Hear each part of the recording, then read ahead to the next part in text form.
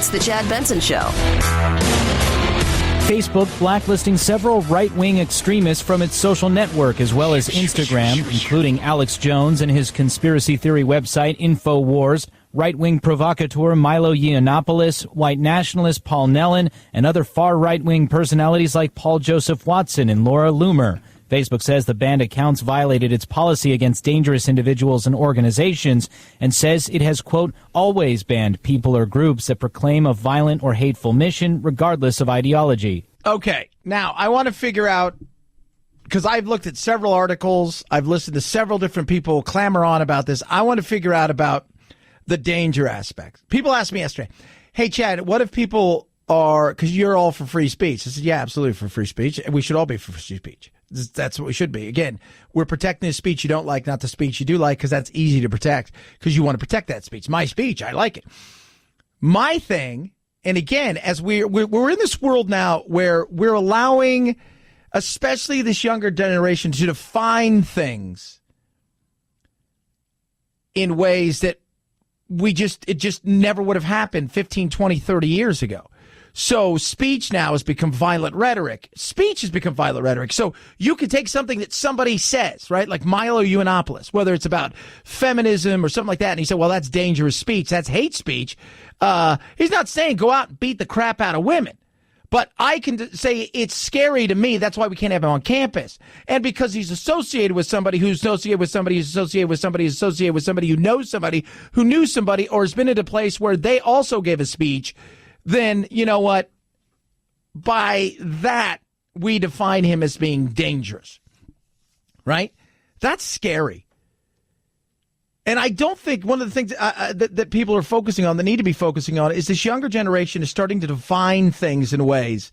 And because we're allowing them to do so, whether it's we want to take this person down because this flag makes me feel bad, or this mural of George Washington makes me feel bad. I define him as a racist, evil pig and horrible, and he should just go away. Right?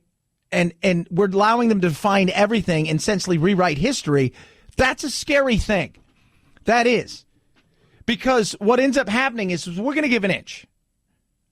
Right? Because we want everybody to feel good. We want everybody to be inclusive, want everybody to be included in everything, want everybody to feel good. And we're allowing them to define things that we would have never allowed people to define back in the day, because we looked at that, we looked at the First Amendment, Second, Third, Fourth. We looked at those things as sacred things.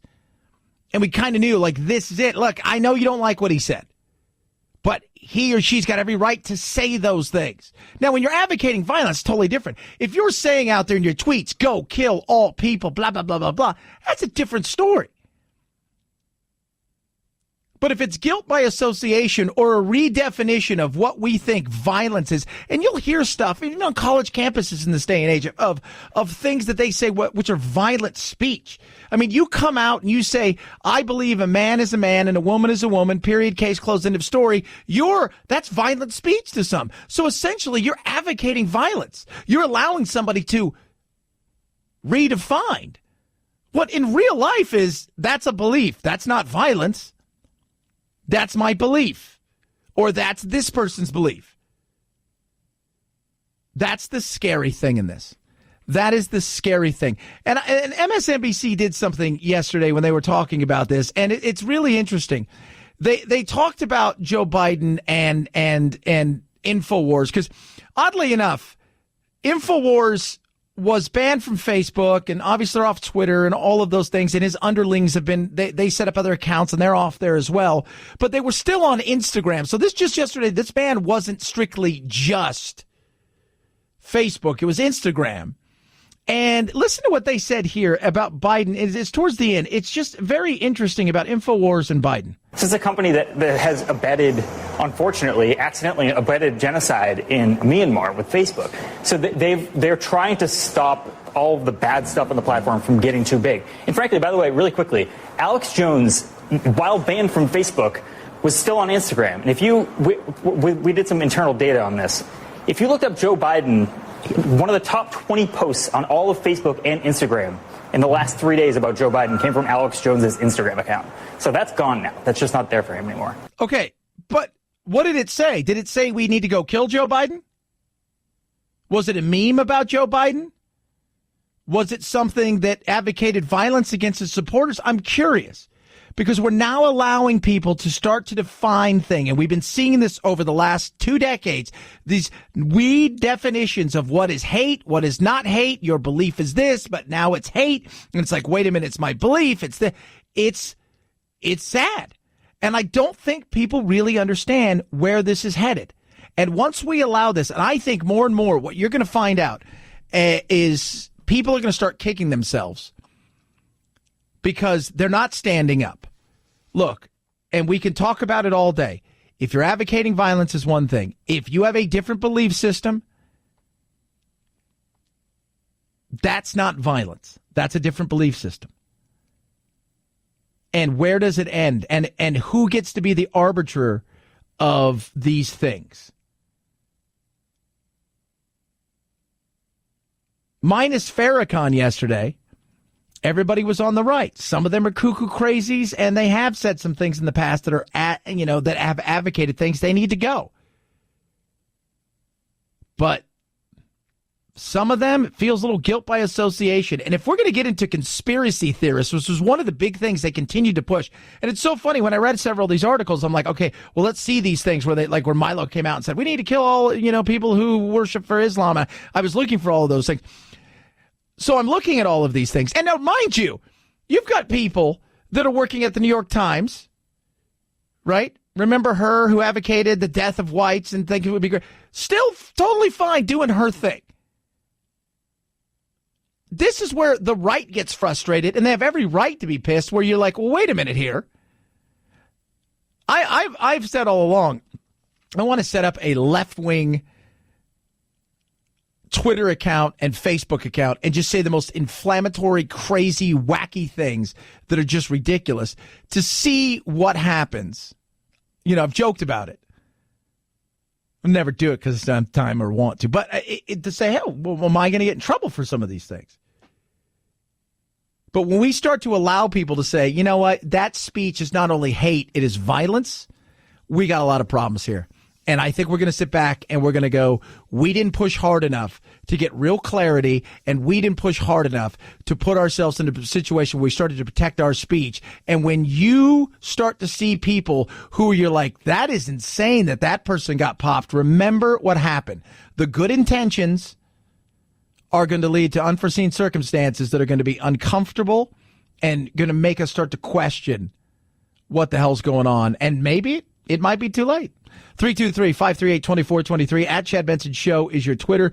You can tweet at us. Good news about the economy today. We're going to talk to Mark Hamrick at the bottom of the hour, but the news is good. Since December of 1969, we haven't seen this low unemployment rate, 3.6% unemployment rate. That's incredible. I mean, it's hard to believe you can get much closer to full employment in an economy than that. Yeah, that's amazing.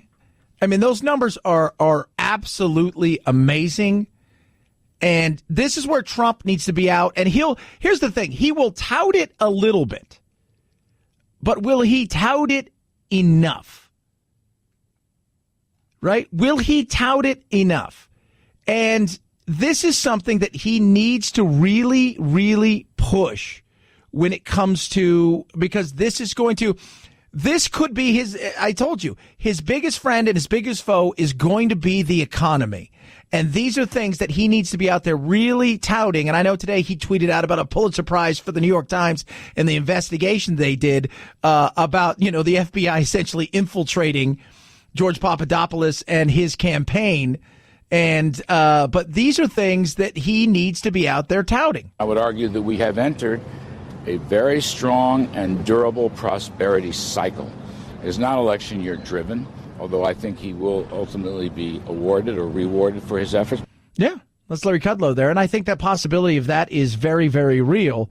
But it's too often than not, what he'll do is he'll go out, look at these numbers, better than expected, look at the things we've done.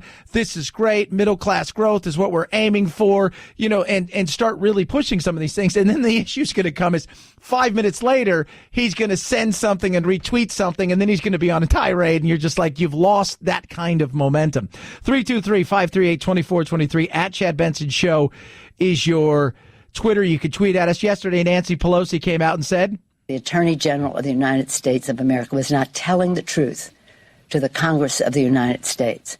That's a crime. Crimes! Does it right? So they're going to do everything they can to get rid of him. At this point in time, just call Mueller.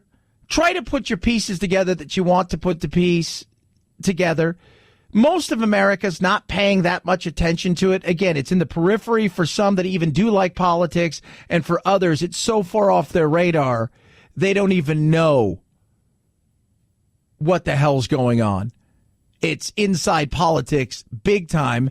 And if you're going to say that about AG Barr, then put your money where your mouth is, and you know, let's figure this out and go after him, impeach him, do the things that you think that you can do, and get rid of him if this is what you want, if this is the path you want to go down. But what I hate is, you know what it is to me? What if there was a huge boxing match that never came, but they always promoted, right? So do you remember, like, when Mayweather fought Conor McGregor, right? Or any Mike Tyson fight. You've got guys out there who were just ready to beat the crap out of each other, and you knew it was eventually going to come. The problem is, and they talk smack all day. They talk smack. They throw it down. They talk the hell out of it. They throw it down. Yeah, you want some of this? I mean, you know, it's crazy. I mean, hell, remember Mike Tyson punched Mitch the Blood Green in the face at one of his press conferences. That's what we have in politics, is the never-ending promoting of something that never comes. At some point in time, put the gloves on and go into the ring. Speaker of the House, who I actually admire as a person, disagree with her publicly, but it's an offensive statement. I think she should apologize to the Attorney General or be specific as to how he lied. And I think his testimony regarding his interaction with Mr. Mueller about the letter, I believe it. And I'm going to send a letter to Mr. Mueller asking him if he takes issue with anything that Mr. Mueller said about the phone call they had. So I just think it's over the top. I think it says more about her than it does Bill Barr. It's just politics. Again, it's the never-ending promoting of a fight. Everything is a fight press conference with bad blood, and then the fight never shows up. It'll show up in 2020, but that's a different fight. So just get on with it or shut up. 323-538-2423 at Chad Benson Show is your Twitter. You can tweet at us. Oh, man. MyPillow. Love it. Jesus sheets. Sleeping in those nights. I've got my night planned out. I'm so excited. I got my night planned out. I'm ready to roll. And when I slide into bed tonight, it is going to be awesome. Those sheets, you're going to feel the difference. You know how you buy nice things and you can go, like every once in a while, you'll buy a bunch of T-shirts and they're your throwaway T-shirts. You wear them, you know, but then you'll get something that's a really nice T-shirt and you're like, this is nice, right? You get a nice dress shirt. It's the difference between getting a dress shirt that costs $20 and then you go get a dress shirt that costs $100. You're like, I feel the difference. You're not going to pay those kind of prices, but you will feel the difference with the Giza sheets from MyPillow. Amazing deep pockets, and this cotton is grown in a small area in the Mediterranean. It is super smooth. It's breathable. It's durable. 100% machine washable and dryable cotton. Get your Giza sheets today. Call 800-983-4975 or go to MyPillow.com. When you do, use promo code Benson. That's MyPillow.com, MyPillow.com, promo code Benson, or call 800-983-4975. Use promo code Benson. It's the Chad Benson Show.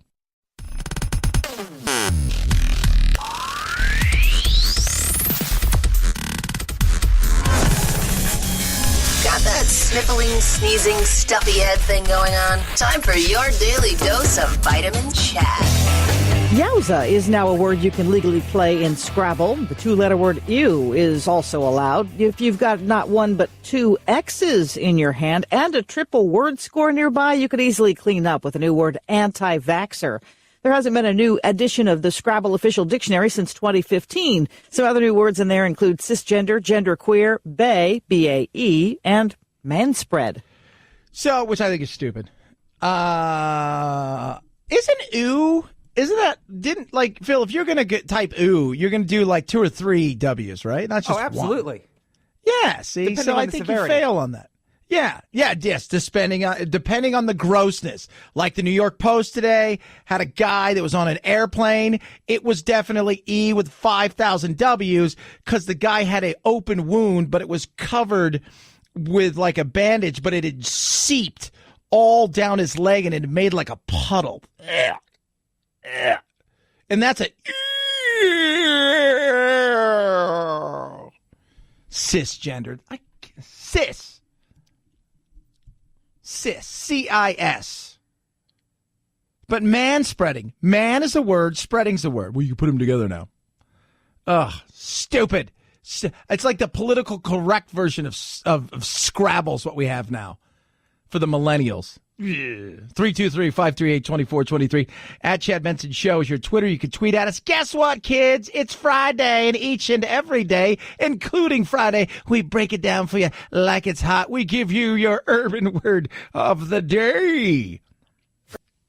It's time for the urban word of the day, fam. What? Right now? Time to get a little more hip on the streets. I can't understand a word you're saying.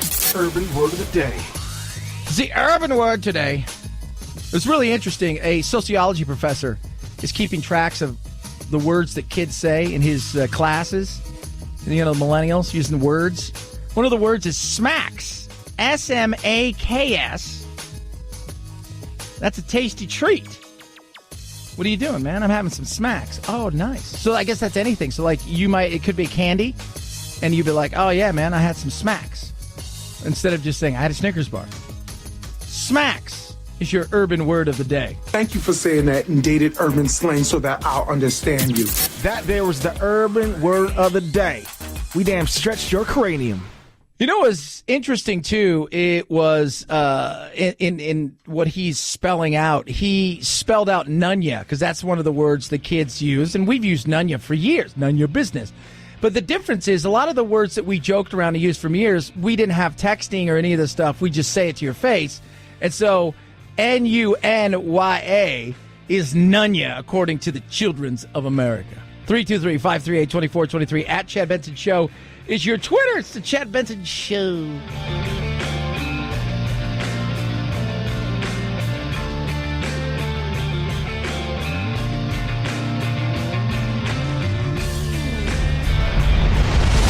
The Chad Benson Show.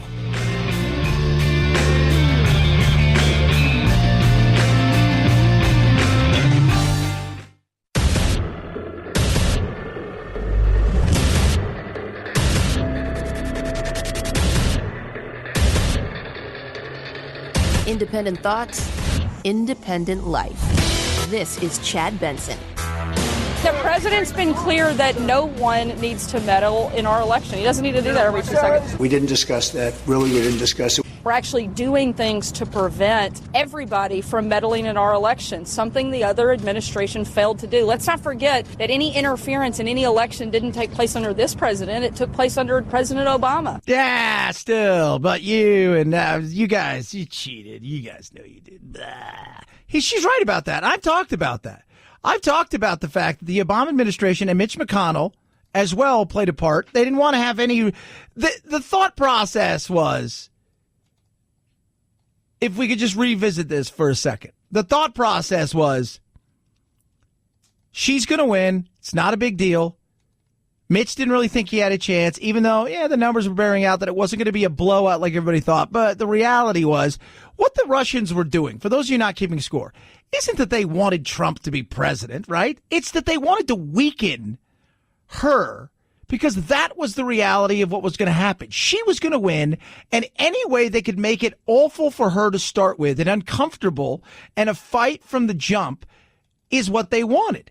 If Trump was in the situation where he was in the lead, or it was Jeb Bush, or it was whoever, they wanted to put them in a situation where they were behind the eight ball. We've talked about that for God knows how long.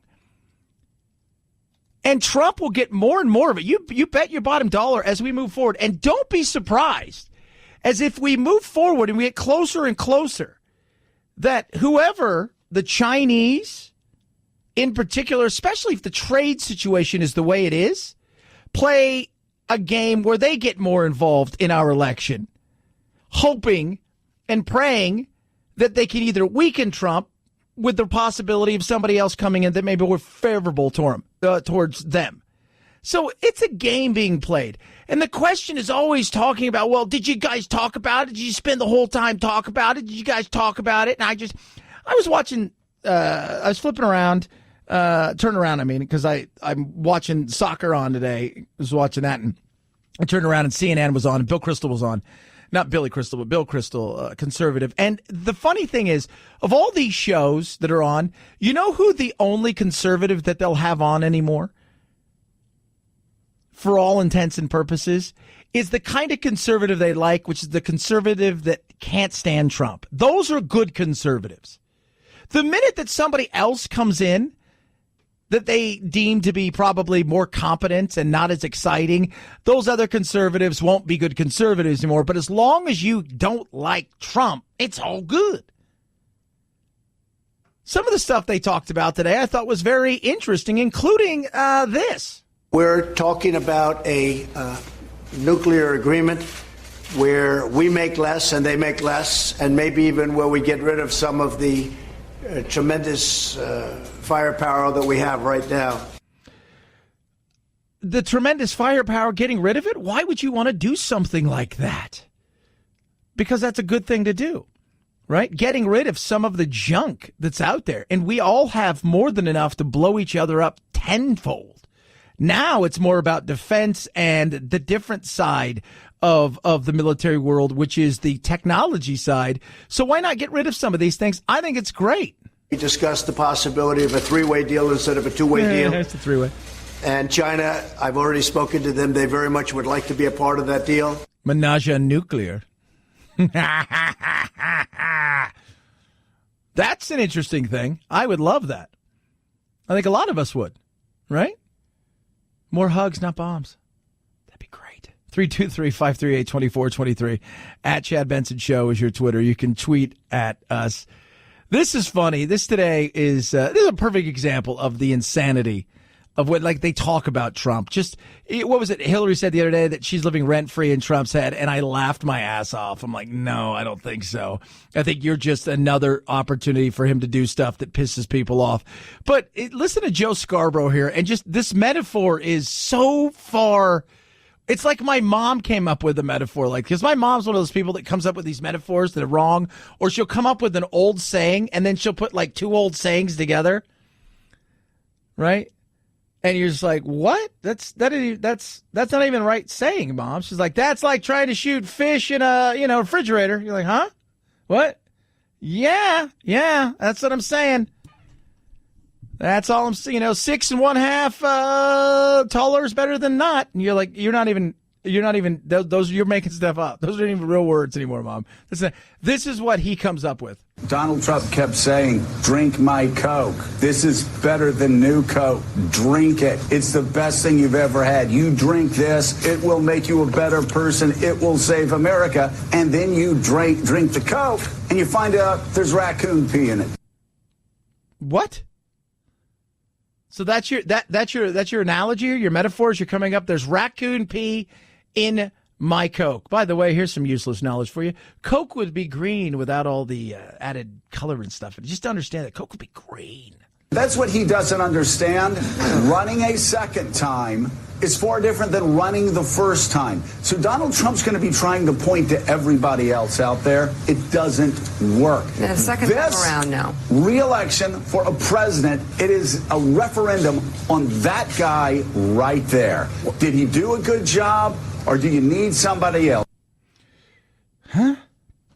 You just, him and Mika, I don't even, like, what? What? I would be, what did you, this is what I wish people would say. Somebody, as bad as Fox can be, when's the last time you heard somebody on CNN really push back on this? The other day when the Mueller thing was going on, and then they had that the Barr thing, and they had that break, there was 8 people sitting there. Every one of them all thought the exact same thing. You're not in a conversation. You're just trying to out virtue signal each other and say the thing that's going to, at least, like today, Judge Napolitano said that, yeah, Trump obstructed, right? Yeah, Chris Wallace came out and talked about how that even people at his company, Fox, opinion makers are trying to make this far more political and went after them. You get somebody on there that will come and push back. I watch these shows. Rarely do I see anybody. And I just wish you would have somebody on there like Joe Scarborough say, what are you talking about? Are you insane? Why are you talking about cat piss or raccoon piss inside of, what is that about? What is wrong with you? How insane are you? And somebody push back, because at least if you're going to be resistance, then you should have a squabble with somebody. You know, the reason that Pardon the Interruption or the shows that are on in the morning with Shannon Sharp and Skip Bayless and Stephen A. Smith and Max Kellerman, the reason that those things are at least somewhat interesting is because you get pushback. They'll take a contrarian view. They'll look at other things. You don't get that on these shows. You get groupthink. And yeah, Fox is guilty of it too, but not to the extent that you've got this. And again, the only conservatives I have on there are conservatives that are what? That totally agree with them and they're just staying for Trump. That's not fun. That's not fun at all. I'm just saying, if you're going to do it, at least just do it, right? Have a good time and have some argument and we'll go from there. But it's a joke. It really is. And just, I couldn't even imagine sitting there with him and Mika and them, and then him to look and go, it's like you drink a Coke and you find out there raccoon peed in it. You're like, you've lost me. You have lost me. 323-538-2423. At Chad Benson Show is your Twitter. You can tweet at me. Love hearing from you. So today, a high school did it. Oh, yeah, they did. What did they do, you say? Well, they published something. This morning, Bear Creek High School's newspaper will include a profile on Caitlin Fink, an 18-year-old student who sells nude videos, models for a porn agency, and aspires to be a stripper, according to the San Francisco Chronicle, which reported on efforts by the Lodi Unified School District to review that story before publication. The paper's advisor, an English teacher at the school, had accused district officials of censorship and refused on free speech grounds. On Wednesday, a lawyer for the district said it would not prevent publication, but called the paper's advisor insubordinate. Insubordinate. Now, there was nothing in it talked about her life, what she's going through as an 18-year-old is trying to put food on the table and help out in a world where it's tough. So that's what she talked about. But I think everybody thought, well, let's be real. You heard her name and everybody went and looked her up. Right. And she's a cute girl. I mean, but there's nothing inside of this that is just like, oh my God. It's not like they posted pictures and links and stuff like that of her and where to go see all of this stuff. But that's the whole thought process, that this was going to be something else rather than telling a story, which is what it was. I've read this story several times, and it does not meet the legal definition of obscenity. Yeah. I mean, it has to be weird, I would assume, because now everybody knows who she is. And I'm sure a lot of people already kind of knew what she did, that she's 18. She's, what did you say? She's a cam worker, Phil? Is that what you call her? A cam? That's what I would think, yeah. Yeah, cam girl. And I think she's venturing into the adult world. She wants to be a stripper. She's putting money on the table.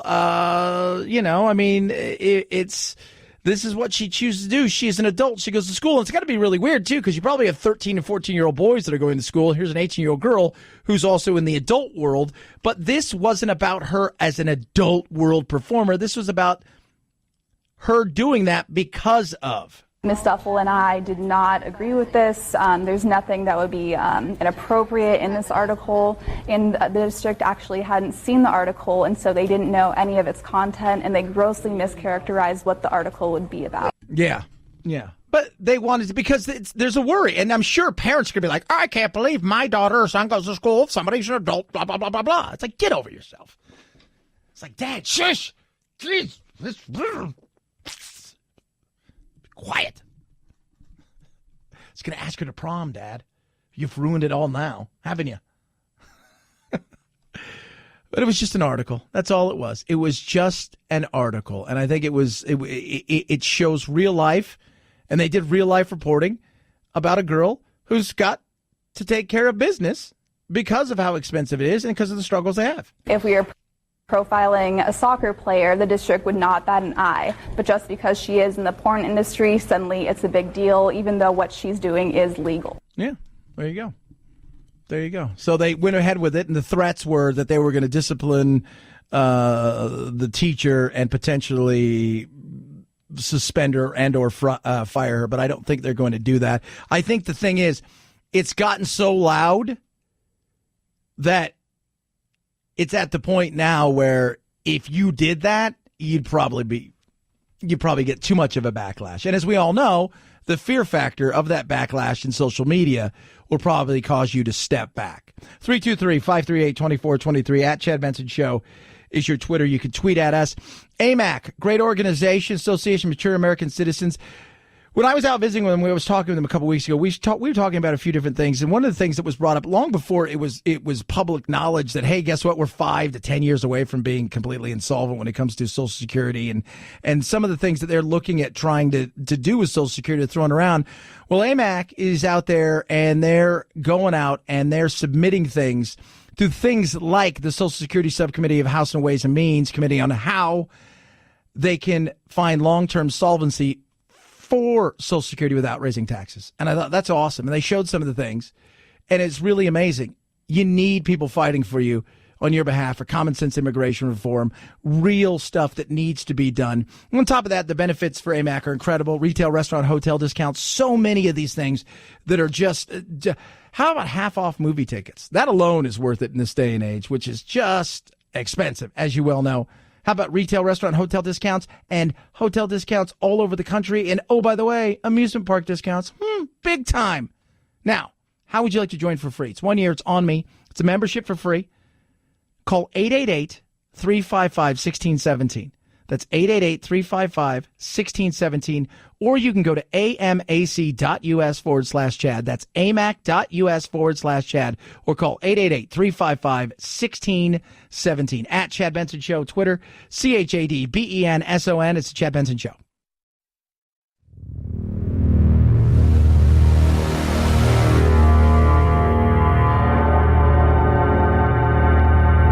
Take a fake news break. Check out the really important news of the day at our website, ChadBensonShow.com. Once there, click on Chad's free podcast and get real. The Chad Benson Show, where truth and the American way live.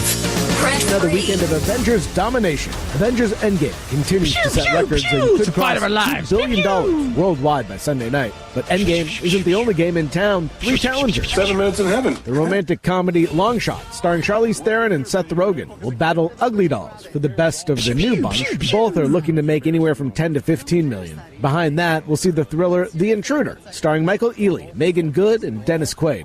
Pew, pew, pew, pew, pew. It's the fight. When is it not the fight of our lives? That's what I want to know. When's this like, this is just a regular fight? It's no big deal. Like, these guys aren't even that bad. We could get regular people to fight them. Let's do that. Let's get regular people to fight them first. We don't have to use any of our super. In fact, these guys suck so bad, we don't have to use any of our superpowers. All right, so guys, we're going to fight the regulars. We're going to fight them without superpowers. All right, so we're just going to regular fight them. That's just it.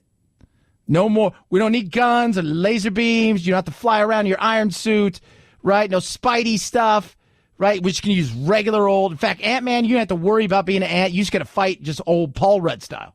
That's it. It's always. Like Hulk, you can't even change. You got to fight as Bruce Banner, right? As Bruce Banner. Not David Banner, but Bruce Banner, because that's your real name. But in the 70s on television, they thought, Bruce is kind of a gay name, so we're not going to do that. So we should call you David Banner. True story. 323-538-2423. At Chad Benson Show is your Twitter. You can tweet at us. I do love hearing from you. I made fun of Sonic the Hedgehog yesterday. Not so much the movie because it looked interesting, but it's the fact that I just don't like Jim Carrey anymore. And because I just over him and his attitude. But there was some other stuff going on with that there hedgehog. The director of the upcoming Sonic the Hedgehog movie hears you loud and clear.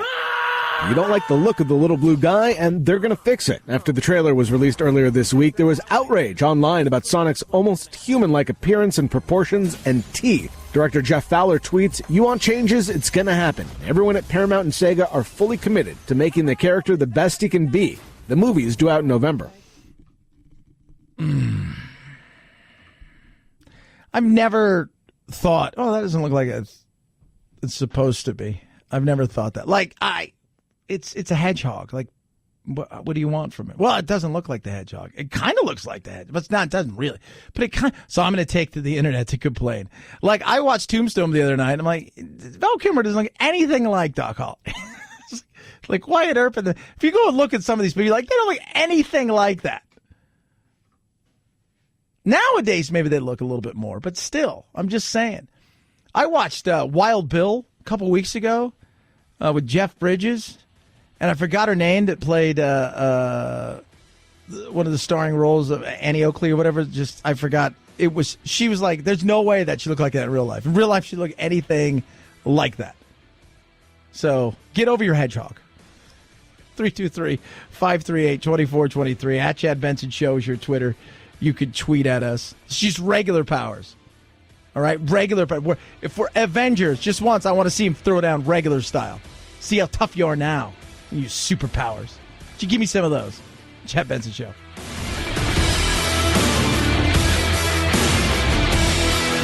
This is the Chad Benson Show.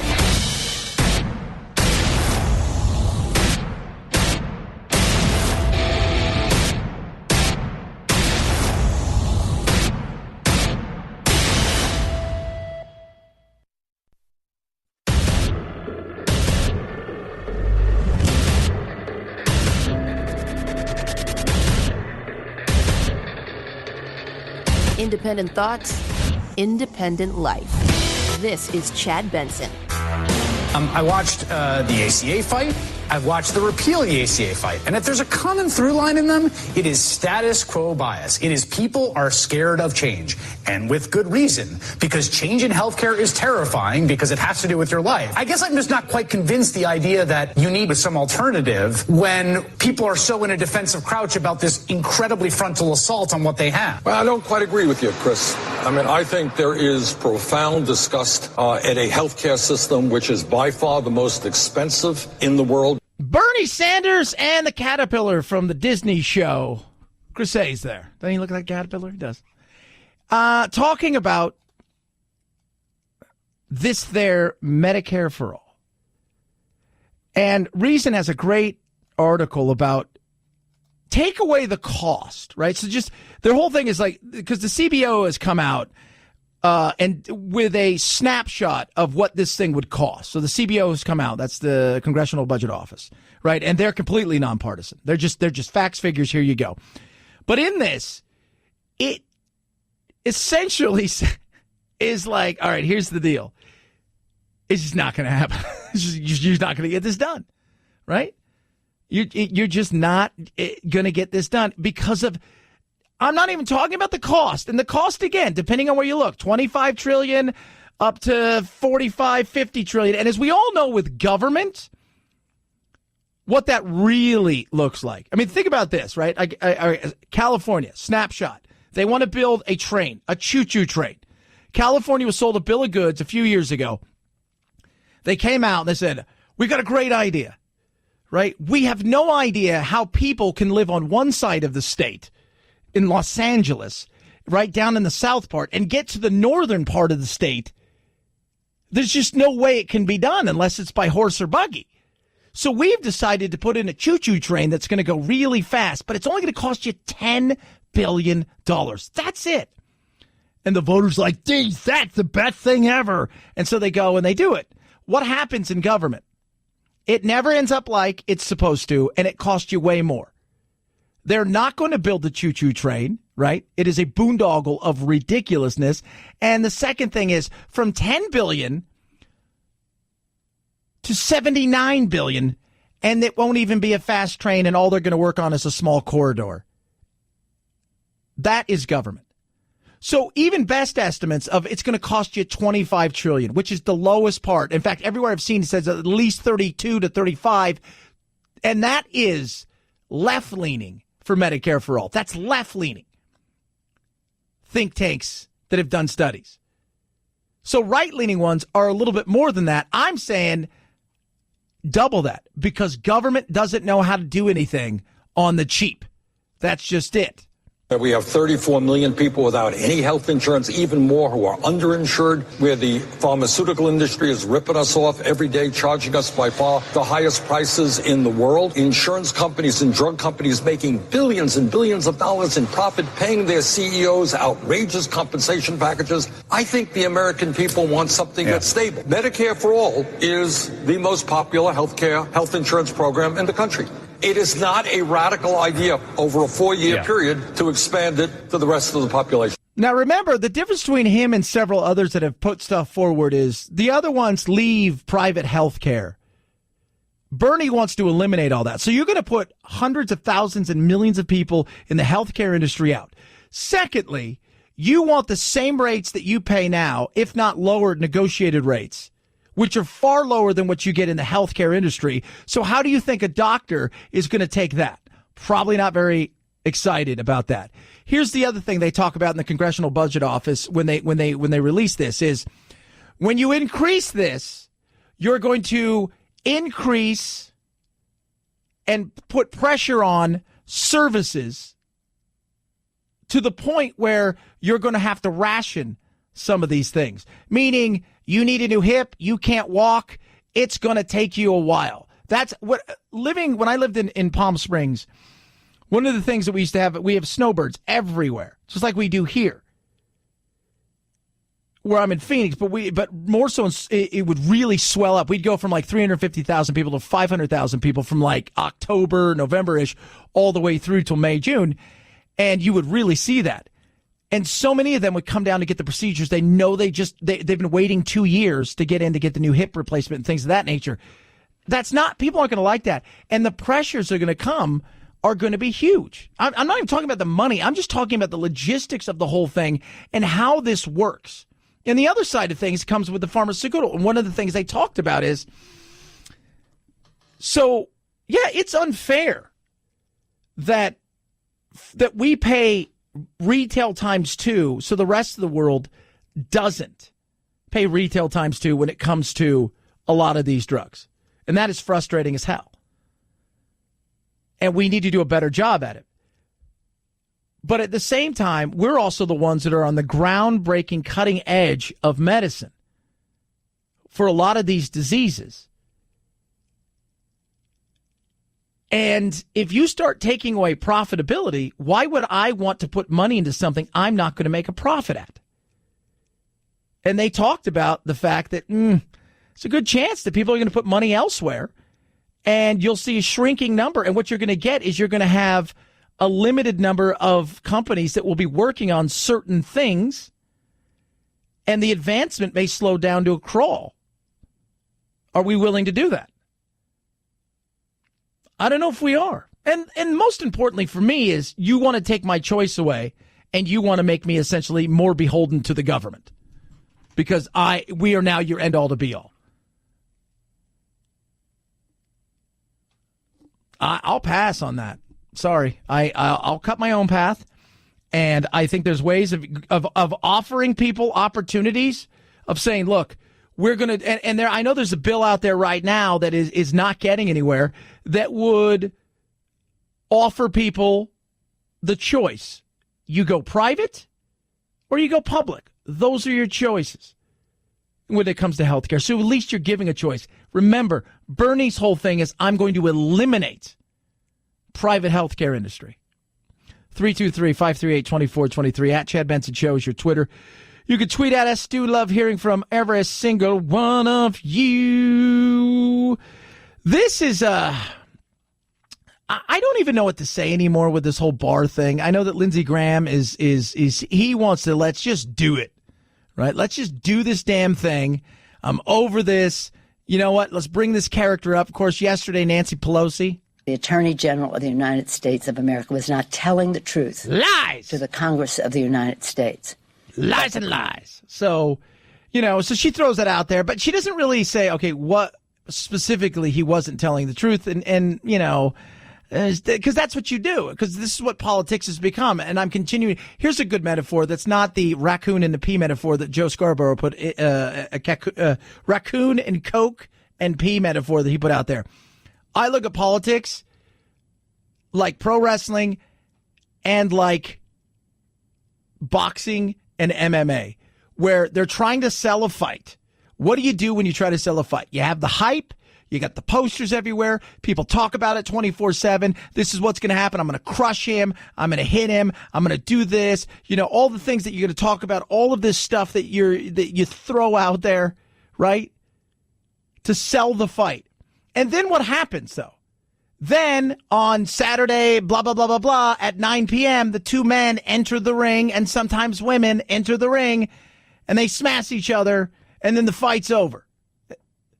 What we have now is two people or two groups who argue and fight and challenge each other verbally, and then when the opportunity comes to step in the ring, nobody does it.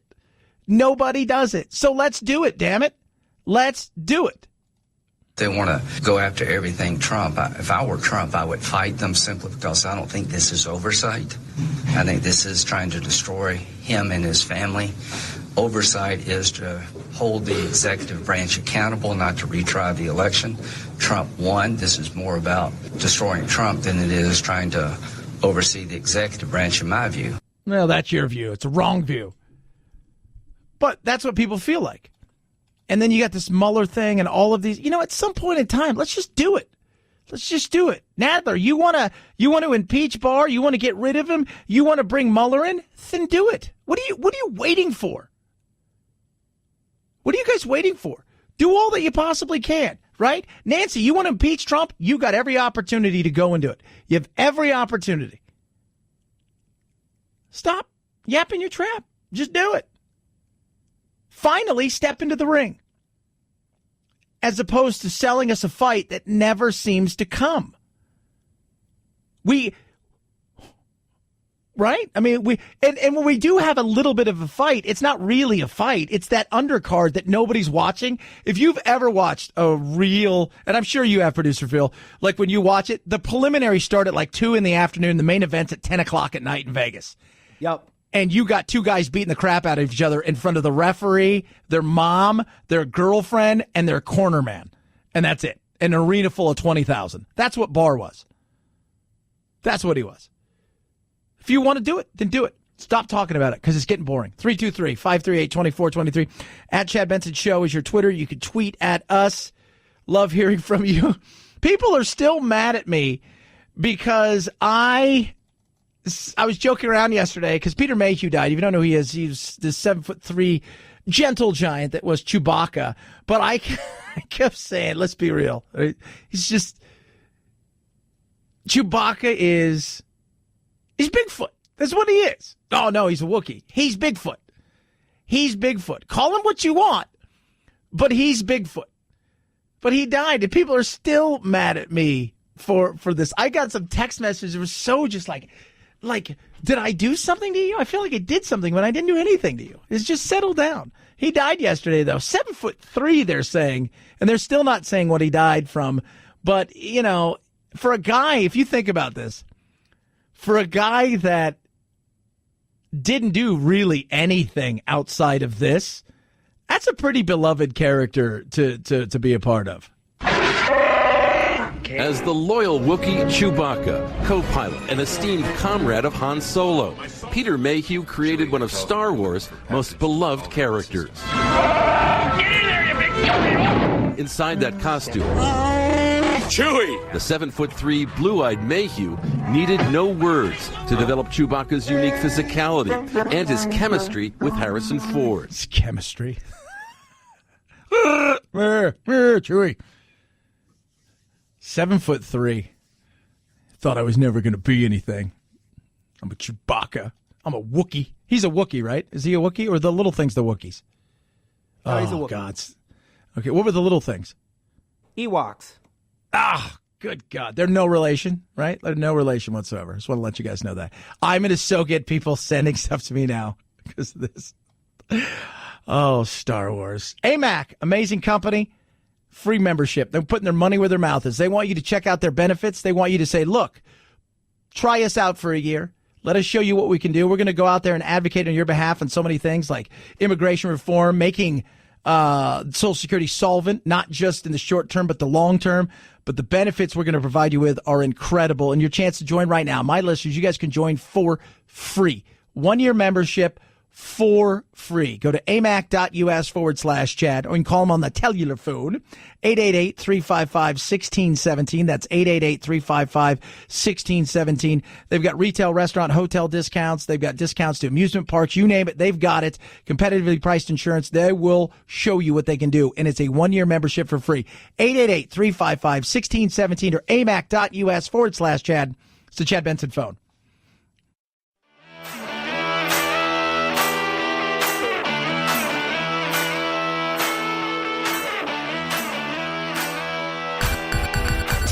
Feel free to punk this punk rocker any time of the day or night. Reach Chad on Twitter at Chad Benson Show and on Instagram at Chad Benson Show. And oh yeah, the Chad Benson Show on Facebook too. Punk that. We all hate scam calls. Now imagine your phone ringing over and over again from an unknown number in the middle of the night. While the FCC says it's a new scam, hoping to get you to call back so you'll get hit with a toll that largely goes to the scammer. The FCC is warning consumers about the 222 country code from Mauritania and says don't call back numbers you don't recognize, especially from overseas. Yeah, don't do that. By the way, we looked up, we're like, there's no way there's a place called Mauritania. There is. Because my thought was, it's one of those, like when I watch those stupid Hallmark things, and it's like, he's the king of Mauritania. But it is. It's a country that has a few people in it, 4.42 million people, according to World Bank. It's a little country, Northwest Africa, the 11th largest sovereign state in Africa. It's bordered by the Atlantic Ocean to the west, the Western Sahara to the north, and northwest Algeria to the northeast, Mali to the east, southwest Senegal. Oh, it's not a pretty country. Just going to let you guys know that. But you got to be careful, right? Because you're going to get crazy phone calls. Case in point, a phone call we got. I want you guys to listen. This is supposed to be the post office that called. Hello, my name is Anna. I'm with the United States Postal Service. I'm calling to thank you for being a loyal customer and to inform you that we would like to provide support to your business needs. This will occasionally reaching out to address any question or concern you may have and keep you informed with the latest U.S. Fairs product and service that could benefit the business. If you have any questions, please contact us. Our phone number is 888-870-7226, or you can email us at businesssupport@usps.gov, like government, GOV. We at the U.S. Postal Service appreciate business and look forward to talking to you soon. Thank you. You have a great day. Now, she's not done. Okay. Yeah, thank you.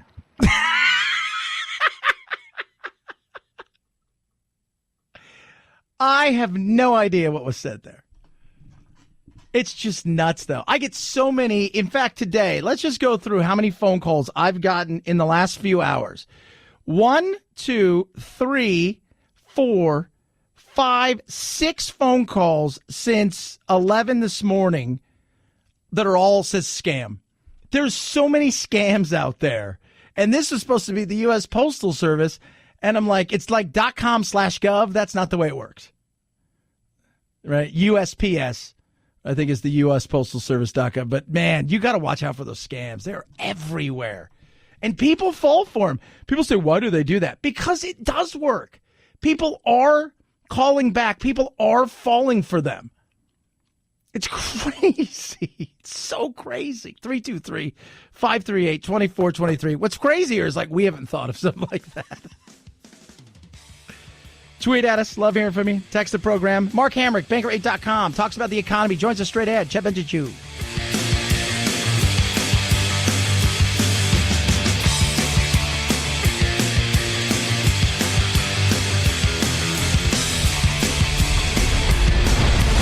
The Chad Benson Show.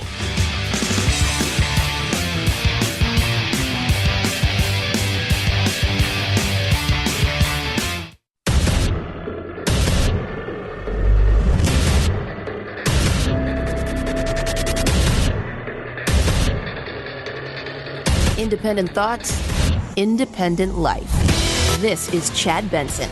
The economy. Well, I think it's doing okay, but we need to check in with this guy because he's the one who's going to be the person, the Zen master that will tell us how we really are doing. Bankrate.com's very own Mark Hamrick. And better than expected with these jobs numbers, don't we think? Absolutely, Chad. This was a very positive surprise on the headline hiring number, where people were really looking for something on the order of 190,000 jobs added, and we got well above that, really end up adding about 73,000 on top of the consensus, so that ends up to 263. And so, we think back about how the financial markets were in swoon mode around Christmas time. The stock market has since gained, as of a few days ago, 17% this year, and the outlook for the U.S. economy remains fairly upbeat at this point. Yeah, and that is something that is, we know from the political side of things, that the politics gets into how's the economy doing. But the reality is the everyday average person, that is something that is important to them. And there's a big R word that hangs over and dangles over everybody's head, which is recession. And everybody seems to be feeling pretty good. I mean, the polls I see, that people are pretty optimistic, not only about this year, but next year. And when you have that kind of consumer confidence, it doesn't feel like there's anything impending, any kind of doom that's going to happen that's just around the corner. You're absolutely right. Recessions are like the end of life in many ways. They are inevitable, but we don't know the timing all the time. And in this case, there were some fears of impending doom in the fourth quarter of last year. And the central bank, the Federal Reserve, like other central banks around the world, has taken some of the tension away by signaling that it has no further interest rate hikes in mind, at least in the intermediate term, maybe not even in this economic cycle. And so that is one of the major reasons why the stock market rallied so strongly. I try to break this down for individuals at Bankrate because, we can talk until the cows come home on the broad economic brushstrokes. But, there's the old notion about, it's a recession for everybody else, but it's a depression if you lose your job. That's sort of paraphrasing a Ronald Reagan quotation, and that's real, right? I mean, I grew up in the Midwest, and my hometown in Kansas has been economically desolate for basically 40 to 50 years, and there's probably no end to that in sight. But here in Washington, D.C., where I sit, we've been the beneficiary of all kinds of federal spending for years, going back to World War II, and then punctuated by the response to 9/11. It's two different worlds, and that explains some of the political divide that we have in this country. But back to the individuals. Good time to look for work if one is a worker or wage earner. Wages aren't rising sharply, but that's good news from an inflation standpoint. It doesn't put the Federal Reserve on notice it needs to raise rates. For borrowers, we had thought that probably by now or later this year, we had thought that rates would be spiraling up, and that's not happening because the Fed is on hold. But rates are higher than they used to be, and for savers, it's always a good time to save for emergencies or retirement. Yeah, absolutely. Talking to Bankrate.com's Mark Hamrick. You talked about one of the things we were just talking about is the wages, because that's always a big thing. But, I hear it, the left will argue and the people will say, well, wages aren't rising. The richer are getting richer and the poor are staying poorer. They're staying in the middle. But as I try to explain to people in my life, I don't know about you, Mark, but in my life, I never got really an increase in wage. It was opportunities came to me from other rivals or whatever, and I was able to be more mobile and take bigger wages elsewhere because I knew I was wanted, rather than something coming up at work and saying, here is an X amount of dollar raise. Rarely does that happen. You're right. I mean, there are some people, let's say the Brad Pitts and Ryan Seacrests of the world, who either through some combination of hard work or good luck do strike a jackpot, but that's not what really happens for the rest of us. And, mobility is the story of sort of world history, right? And you have migrations from countries and continents in search of opportunity. That's why, we now predominate the United States of America as opposed to those who were the indigenous peoples here, for better and for worse. And in modern times, people are mobile and head to cities where there are job opportunities when they can. There is the part that has to do with the fact that there is kind of an economic underclass that, frankly, can't even afford to move, and that's obviously very problematic. But, for most people, the primary way that they're going to raise their incomes or their standards of living is to try to find further opportunity in the workforce, whether that means moving across the street or across the country. We look at these numbers, 49-year. I mean, we're at a 49-year low. That is pretty amazing. But when you look at these jobs, like when we had the Great Recession in 2008, when we really hit that, we lost a lot of $40,000, $50,000 a year jobs. And while jobs have been added since then, a lot of those jobs were $12, $13, $14 an hour, $9 an hour, people working and underemployed.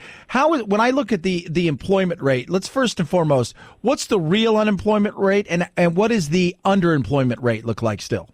Well, I mean, those numbers, to put it briefly, are down sharply from the recession. We still have a significant part of the population which is not in the labor force, and that includes people who are long-term unemployed, as well as people who are just opting to no longer look for work. And some of those people are students who are staying in school, high school students who 40, 50 years ago would have been working, now no longer work, let's say during the summertime. Some of those are continuing to be engaged with educational opportunities, and obviously for college students, the same.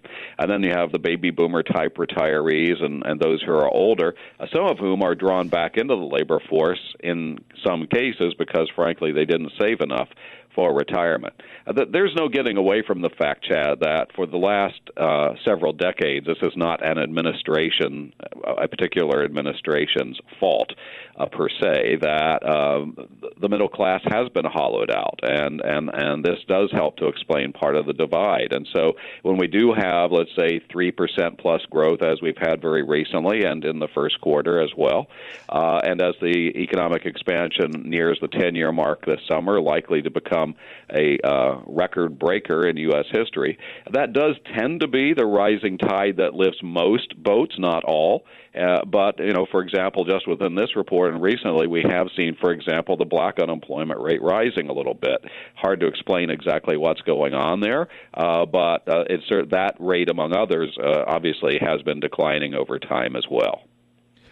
Talking to Mark Hamrick, bankrate.com. You talked about the retiree age, and I read a great article today about the fact that it's not just that people haven't planned for retirement, because some have, but we're living longer in a much better way than we did, say, 50, 100 years ago.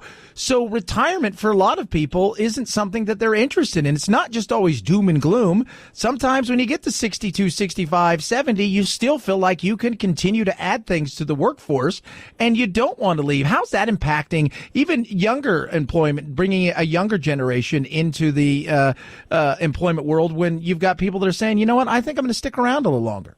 Well, it absolutely falls under the category of your results may vary. And so, as I said earlier, there are some people who have been forced to seek work probably longer and at lower wages. And that helps to explain, the septuagenarians who are the greeters at Walmart. And I don't say that derisively. Some of those people are doing that because they enjoy it, and some of it is because it's an economics issue.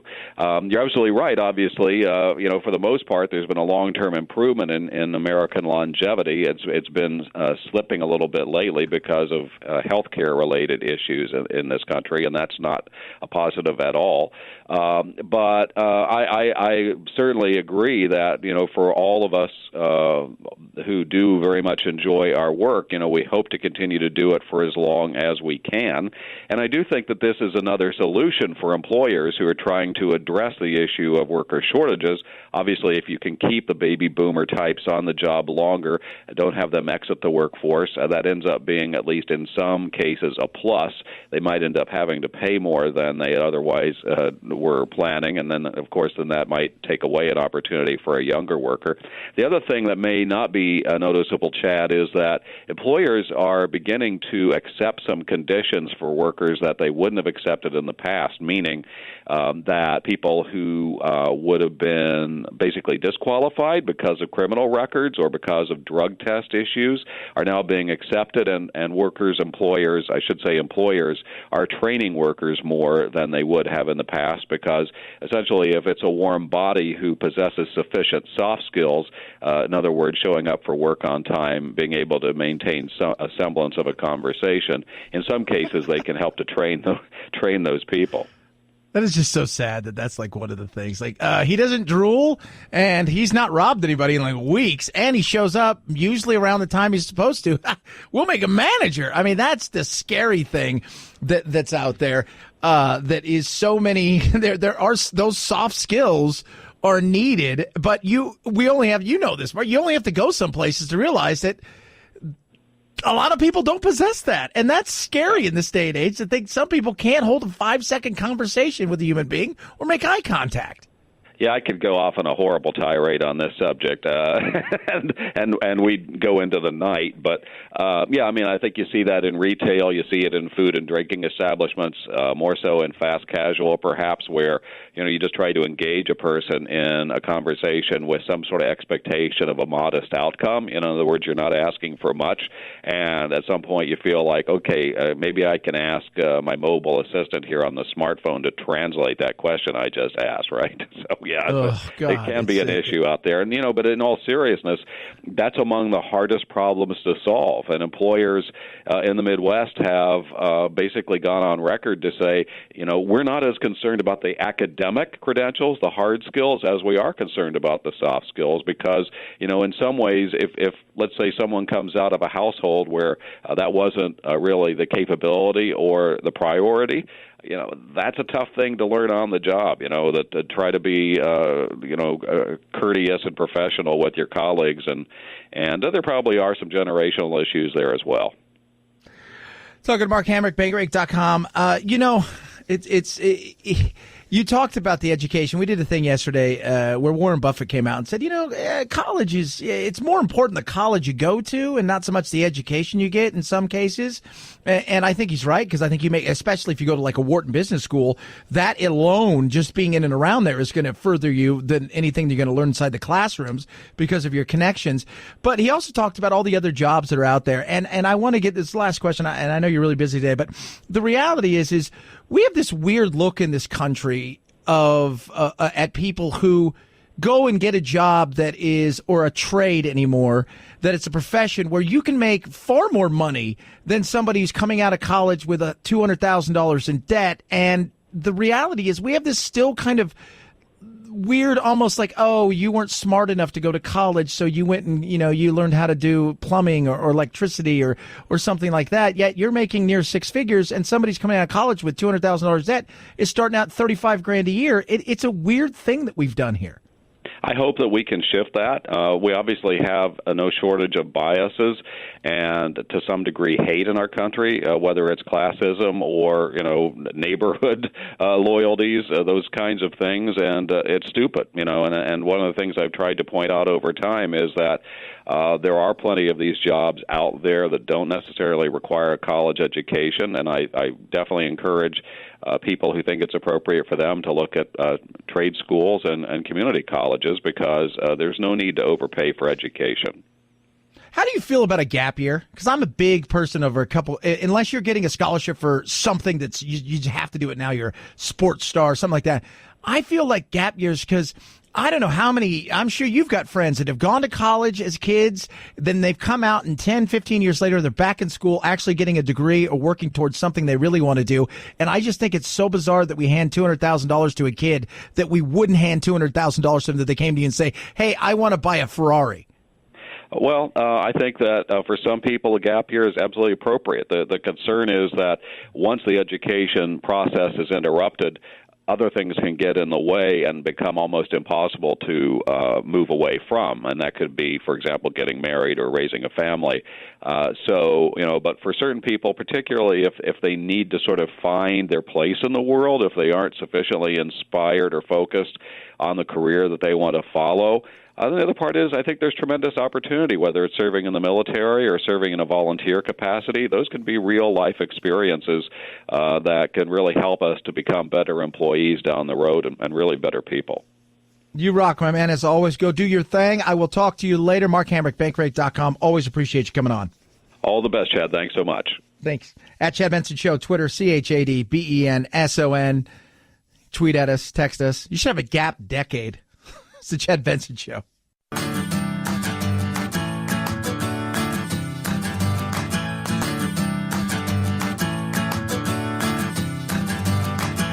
Running with scissors sounds great compared to this. Say what? Sometimes you feel sad, scared.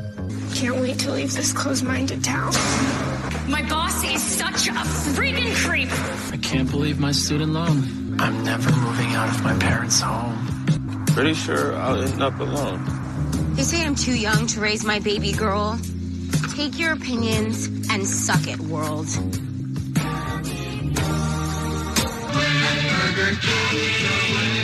Oh, so Burger King has new meals out. A lot of people are making fun of these meals, and they made fun it's the blue meal because it's not every meal is a Happy Meal, which we all know is true. But it's not just the blue meal, right?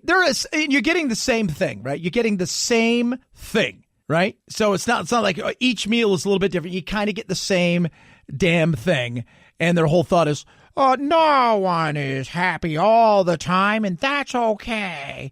So here's some of the meals as far as what they represent. You've got the blue meal, which is the the your meal. You've got the salty meal.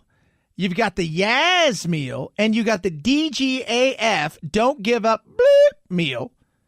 Now, it's only available in select restaurants in a few cities. Say what? But hey, you know what? Have fun with it, right? They've partnered with the Mental Health of America for this campaign. And, look, it's just so funny, though. It's like in the way that they're trying to appeal to a younger generation, because that's a lot of what this is. You get a Whopper and a fry and the whole 9 yards. So I like it as far as like, let's have some fun with it. But it's like, do we need a downer meal? I mean, you're already eating at Burger King, and I like Burger King. I got no problem with Burger King. Don't eat there often. I got no problem with it. But it's just so bizarre. And here's something else. All of these talks about these restaurants, you've got the Impossible Meat. Today I tried Beyond Meat from Carl's Jr. Now, I tried Beyond Meat. This is the first time I've gone and done something like this with any of these, because I've tried the veggie stuff before, and it tastes just like, it never tastes just like it. Say what? You know it, and I know it. So today I did it. We had Beyond Meat here, not Impossible Meat, but Beyond Meat, which is in Carl's Jr. So I took off. They gave us like a famous star with cheese, and it had all kinds of the fixings on it. So I took everything off of it. I took off the pickles. I took off the onions. I took off the lettuce. I took off all of the accoutrements, if you will. There was still some ketchup and mayonnaise on there. You just knew you're not taking it out. But I wanted to do something, was taste it without all of the other stuff. Because as we all know, if you put enough of the other stuff on, you can mask anything. I tried it, and I will say, I give it about an 8 out of 10. It wasn't awful. And it was a little cold because it's been sitting around for a while, but it was pretty darn good. So we'll see if how that's going to be like going forward and what the Impossible Whopper tastes like. 323-538-2423 at Chad Benson Show's your Twitter. It's the Chad Benson Show. This is the Chad Benson Show.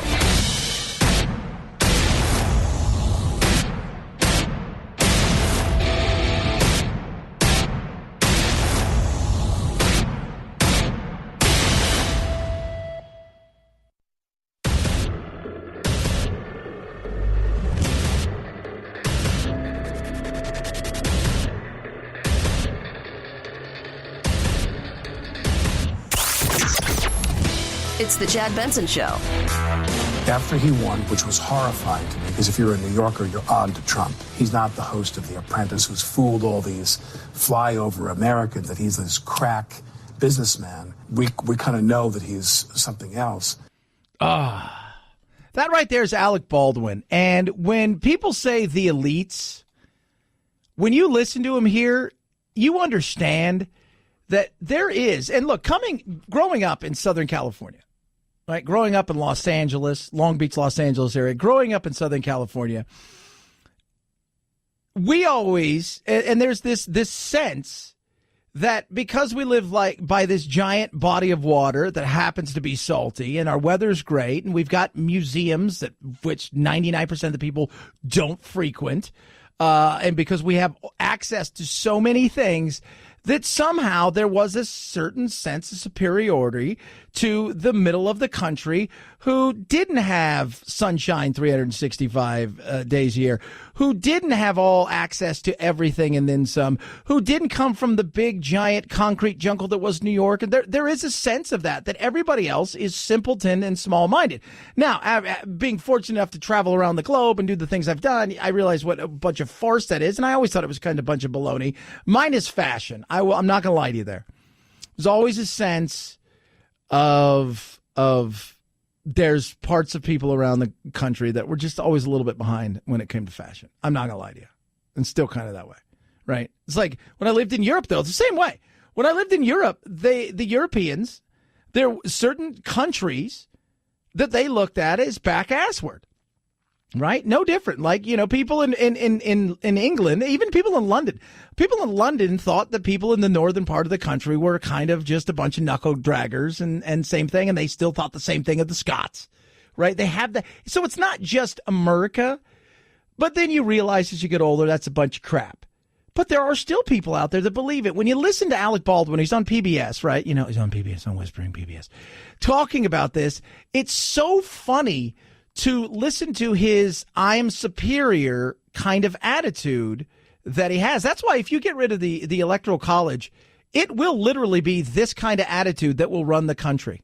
Kentucky, and I think it was Kentucky or West Virginia, what they were saying, we don't necessarily support Trump or admire Trump, but we know how much you hate him. Right. Elites, Northeastern elites in their mind. And this is our chance to say F you to the rest of the country, which I found numbing. No. They looked at him and he came and said, look, you know what? They want to put you out of business. I'm going to do all I can to try to bring your business back. They want to offer you this, right? And I want to offer you this. Because they think you are a simpleton. Because you do feel that way. That's the funny thing. Them saying F you to you is because you said F you first. You talked over them rather than at them. And that was Hillary's big problem, right? She went and she was a robotic person and she didn't go to places she needed to go and try to win. And when she did, she felt so disingenuous. Yeah, I was watching Dennis Miller was on a show. I think he was on Ben Shapiro's Sunday Night Show, which I actually enjoy. And I know Ben's a rival now, but it was very interesting that he was talking about Trump and he said something I thought was very profound. Dennis Miller said, Trump's inner voice and his outer voice have not only met, they're best friends. What he says on the inside, he says on the outside. He goes, Hillary's inner voice and her outer voice have never even met. And I thought, yeah, it's so true. So true.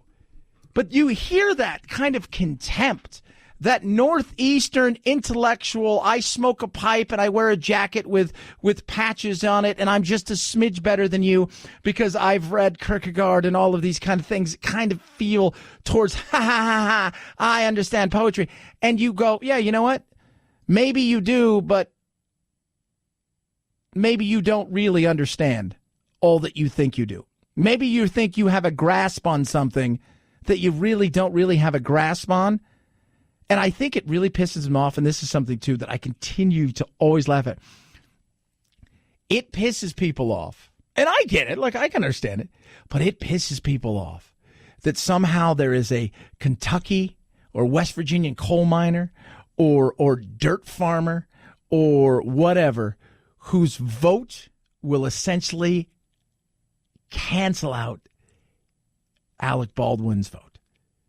Or some Northeastern person's vote, that their vote is going to I'm casting, you did yours, and that's the best you can do. You want to talk about equality. That's the best in equality you're going to get right there. You may be smarter. You may be more well-educated. You may be wealthier. You may even be wiser. But my vote counts just as much as your vote, and I canceled you out, and that's got to drive them nuts. So before you say those people were mad and saying F you to the Northeasterns or to the liberal elites on the coast, remember, you said it first. You're just getting to hear it back, and you're not used to it. As a proud resident of flyover country, I can only say that, I'm at least as urban gritty as Alec Baldwin. We come from around 10 miles from each other. He's got some personal style that is attractive, but he's also effete. He's an elitist. He's tiresome with these cliches. He's obviously has a superiority complex, and he thinks that only dumb people voted for the president. Yeah, that's it.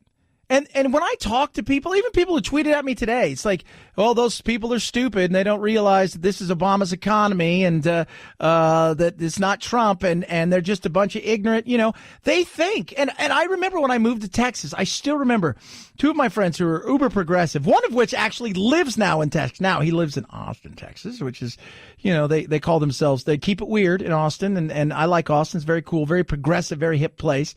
But the whole thought process, Chad, you're moving there and you're going to run into just a bunch of knuckle draggers who are running around chasing their sisters, trying to get lucky and breathing out of their mouth if they can even remember to breathe. And I went there and I'm like, it's the exact opposite of what you thought. And oh, by the way, far more diverse in San Antonio than it ever was in places like Long Beach and Los Angeles. Well, that's not true. No, it is true. It is true. Especially when you talk about where you live.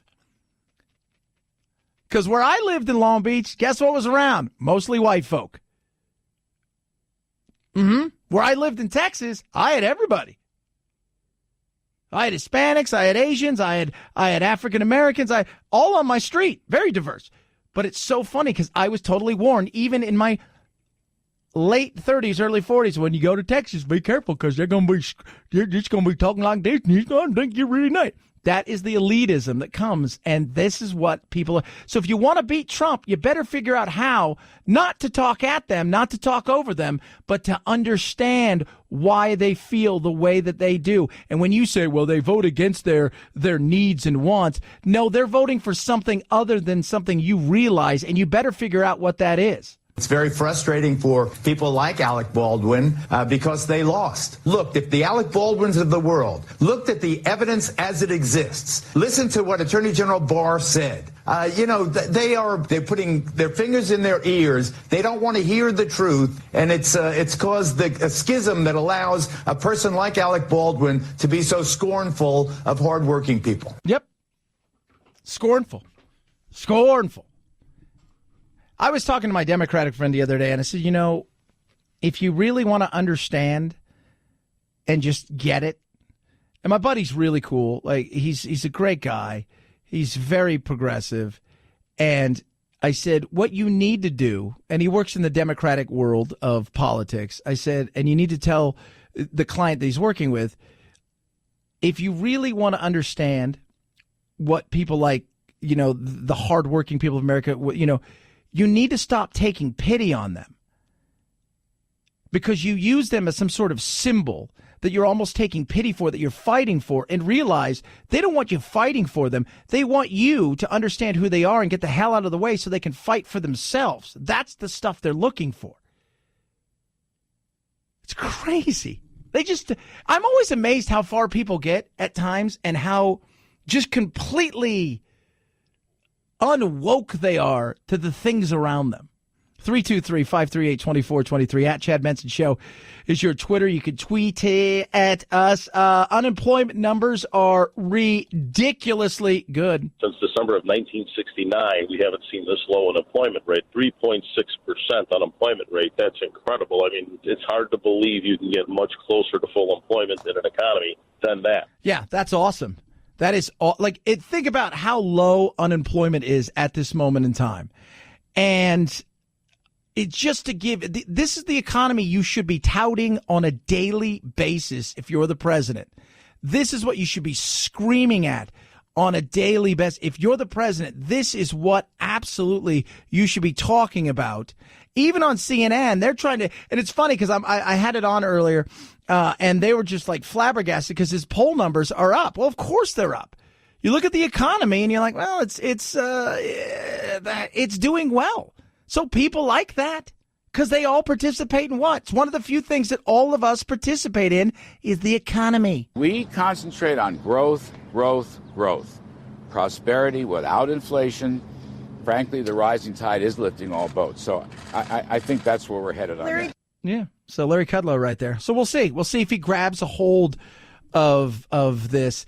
One of the other things he talked about, because as we talked about the infrastructure bill, was the fear that we haven't, that both sides, if you want to find something that they kind of agree on in certain areas, both sides are afraid of a federal gas tax jump. Do motorists want a higher gas tax? I don't think so.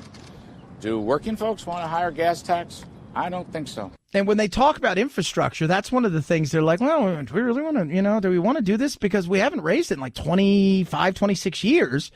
And one of the things that is, and I think people forget, is like, well, how can people around the world do these kind of things? Because, Bernie will come out there and say, what you forget is if England does something, right? If the UK does something, it's for all of the UK, right? There's no gas tax. Like if I pay gas in London, I'm going to pay nearly the same amount in Manchester or in Glasgow, but the difference is in California, you buy gas in Arizona. In California, you're paying totally different because each state's allowed to control their gas tax, and so they go and do stuff like this. So that's the thing that we forget is each state acts, autonomously in a lot of these things. So it's so hard to do a lot of stuff that people want to do on a nationwide basis because those states aren't going to give up that revenue. 323-538-2423 at Chad Benson Show is your Twitter. Tweet at us, MyPillow. I'm kind of like, not only are they sponsored my show and they treated me well, the stuff they give me actually works. I was like, I should get like tearaway sweatsuit because that's how much, like, I've got pillows, I have got a mattress topper. And then when I get the mattress topper, they send me the Giza sheets. So these sheets are like amazing. It's this cotton. It's super smooth. It's breathable.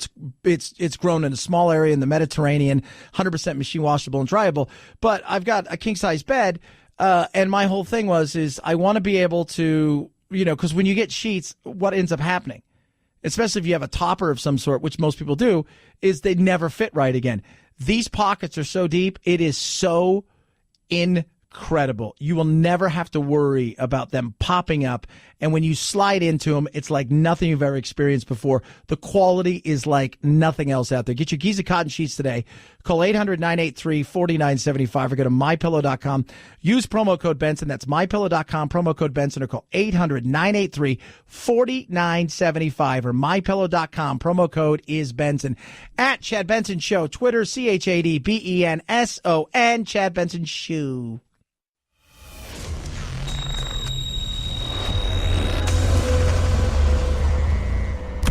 Deep states? No. Deep doo-doo? Yeah. The Chad Benson Show. They had a very good discussion, spoke for a little over an hour. They discussed nuclear agreements, both new and extended, with the possibility of having conversations with China on that front as well. And they're talking about the Pooter and Trump, and he did not address the election meddling. He needs to. I was asking producer Phil, so how do you address that at this point in time? Well, you said you've addressed it before, but you haven't really, but you haven't. Just, what do you say? I mean, what's going to make you happy? Like, should I go in and kick him? Like, do I punch him in the throat? And it's the Pooter. So know this. He's going to kill because he's the Pooter and because he's buried a lot of dead bodies. So what happens? They also discussed North Korea and Venezuela in particular. They also talked about North Korea, which, by the way, is going to have a lot of issues. We'll touch on that in a second. And Venezuela, which is just a mess right now. They also spoke about Ukraine and Venezuela and overall a very positive conversation. Now, he said that the Pooter said he's not looking to get involved in Venezuela. Well, you're already involved in Venezuela. That's just it. And it's a mess. And Maduro is going to hold power. And I think it's going to take a slaughter. But here's the thing with something like this. You don't know what's coming next. It looks like it's over and that he overthought it and didn't really have all the things he thought he was going to have. And then it didn't just go the way he thought. And then the next thing you know, over the weekend, something crazy could happen. They could kill a few people and then boom, away it goes.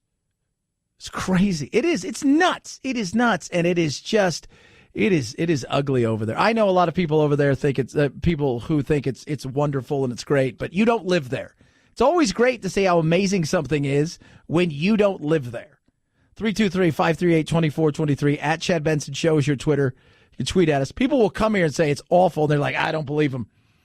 So they're a plant. They're a plant. Now, the North Korea thing I find interesting, and I'll tell you what, he's going to start saber rattling very soon. Listen to this. Following the worst harvest in a decade due to dry spells, heat waves, and flooding, a lot of North Koreans will be feeling it. That's the word from the UN's Mario Zappacosta. It is estimated that about 10.1 million people, around 40% of the population, are considered to be food insecure and in need of urgent food assistance. Among the most affected, women and children. Many families, the report says, will in the coming months be forced to cut meals or simply eat less. So he'll saber rattle because he wants something. And he'll need. So don't be surprised based on this if he doesn't start to up the ante, either getting closer with the likes of the Putin and Iran, or really start to saber rattle and start firing off stuff because he wants attention, because with attention comes the opportunity to get some money and potentially some food or to have some sanctions lifted. So we'll see how this goes. But this right here is one of those things that could potentially put a hurting on your country where you got to start making decisions. 323-538-2423 at Chad Benson Show is your Twitter. Talk a little Facebook ban, and we're also going to talk about Denver. Is it dying? Chad Benson Show.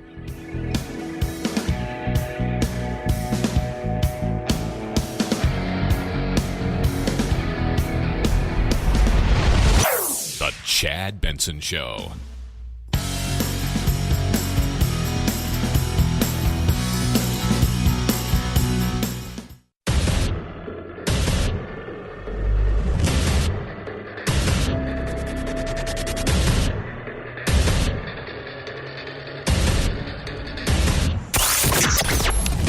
It's the Chad Benson Show. Facebook blacklisting several right-wing extremists from its social network, as well as Instagram, including Alex Jones and his conspiracy theory website InfoWars, right-wing provocateur Milo Yiannopoulos, white nationalist Paul Nellon, and other far-right-wing personalities like Paul Joseph Watson and Laura Loomer. Facebook says the banned accounts violated its policy against dangerous individuals and organizations and says it has, quote, always banned people or groups that proclaim a violent or hateful mission, regardless of ideology. Oh, good. They're bad people. Well, hold on a second. How do we feel about free speech in this country? I'm curious. I'd love to get your take on it. You can text the program, 323-538-CHAD, 323-538-2423. You can also tweet at me at Chad Benson Show. How do you feel about it? Because it feels to me like we're reaching here because we don't like their political beliefs. Are there some people on this that, yes, they've advocated for things, they've said some stuff that could point you towards you're trying to rile it up and maybe even trying to get somebody to act? Maybe, yeah. Again, if Laura Loomer wandered in here, I'd be like, I know who Alex Jones is. I don't remember too many. First of all, I don't even go to InfoWars. It's like producer Phil and I talked about yesterday. If there's a link and I click on it, I go straight to InfoWars. I'm a click away. I want no part of it. And a lot of what it is he's all conspiracy there. I'm not conspiracy. I got everything locked down and loaded. You should know that, though, Chad. You wouldn't understand that because you're not as smart as me. You still get it. The world needs to get it. Frog, lizard people are everywhere. But Milo, a few of these others, I sit back and I say to myself, it feels like because they knew somebody who was part of something, and Milo in particular, with, just that I look and I'm looking for examples of where he's advocated for things, of violence, because that's a lot of what this is about. Well, hate speech is violence. No, it's not. And here's the thing. When you get to start to pass judgment on what you feel is hate speech, then we got a problem here. And a younger generation is really pushing for these things. That's why you see college campuses the way they are right now, where even a mural of something. And my God, last year or the year before, UCI wanted to get rid of the American flag because they thought it hurt people's feelings for the love of sweet Jiminy Cricket. That is the fear factor right there. We're allowing people to start to define things as hate speech or violent speech when it's a lot of times it's a thought. These are my opinions. And that's the fear, because where it starts out is good intentions. I don't like that. You shouldn't say those kind of things. That's mean. Ends up to being, we shouldn't have you say anything at all. And you're like, well, wait a minute here. We're now starting to legislate moral authority because we feel we're better. It goes back to, just the other day is a perfect example of wackiness. Is, you've got Trump and his Make America Great Again, right? Make America Great Again, make America great again. And then you've got old Joe Biden running again. And his whole thing is what? He wants to? The president has a motto, make America great again. Do you have one? Make America moral again. Make America return to the essence of who we are. Well, my question is, who gets to decide what morals are out there? Who's the moral decider?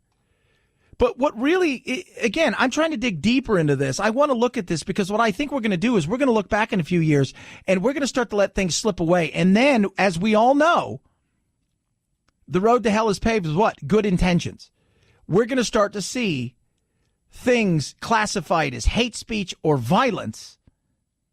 And because of that, what are we going to get? We're going to get people that are silenced who shouldn't be silenced. And we're going to allow a certain group to take the lead in what they believe the moral authority should be. And that's not right. Your morals are not my morals. My morals are not your morals. You do you, I'll do me. If I'm not hurting anybody and you're not hurting anybody, there you go. Speech should be protected, and that speech should be protected as a speech you do not like. That's it. That's the speech right there that should be protected. And it's frustrating because I have a feeling we're going to look back on this and say, they weren't advocating for violence, but you've started to define it as violence now, speech, so you can get rid of it. And that to me feels like you're trying to silence. And I don't like that. I don't, and I'm not a fan of any of these. We've had Milo on the show. Good dude. I got no problem with him. Right? But I have an issue with that. And again, it's a word. And if you can just start to define something, you can twist a word where hate speech is now violent speech, or speech I don't like is now hate speech, which again becomes violent speech. You twist a word, you can do a lot with that. And I think people realize that. It's something we should be aware of. 323-538-2423 at Chad Benson Show is your Twitter. So if you've had the chance to watch an incredible documentary that was done in Seattle on Cairo called Seattle is Dying. Well, now, and it has all to do with homelessness and crime and how basically they've just allowed the homeless to flourish there with the crazy, socialist lunacy of their city council just saying essentially, you do what you want and we'll turn a blind eye. And you're more protected than a damn panda bear, right? It's crazy. Well, Denver's now throwing something out there. Remember that wordplay thing? Because listen to this. Denver, Colorado isn't yet world famous for its homeless problem, but that may change. In an upcoming election, activists are pushing a measure they're calling the right to survive. That right there is a big thing. The right to survive. It's a word, right? If I put the right to camp anywhere I want, people are like, that's ridiculous. But if I put the right to survive, oh, you've got the right to survive. Again, words. You can define hate speech as violent speech. I can shut that speech up. You could take the right to camp anywhere bill to the right to survive. Just the changing of a word changes everything. If passed, the law would allow the homeless to set up permanent encampments in any public space in the city. Jeff Shoemaker is a former Colorado State representative. What effect would this have on the environment if passed? The ramifications to our parks, our open spaces, our natural areas, and our rivers is significantly damaging. So it's the urban camping thing where you can camp kind of anywhere you want. So you're homeless, right? and you decide, I want to turn this parking lot or this area or this park into my place to live. And as we all know, San Francisco, Seattle, Portland, look around what ends up happening there when you allow those things to happen. What the Measure 300 does by effect, Tucker, is it says any park, any public space is a civil rights protected residence, as is any vehicle in the city and county of Denver. Oh, now it's squatting. It is. And it's so frustrating because when you see these things, again, it's a weird good intention, I think, for some people. For some, it's just bizarre political wackiness, right? For some, you're hoping that, oh, this is what they're trying to do. But what they do is they never, ever, ever try to solve the problem. They just placate it.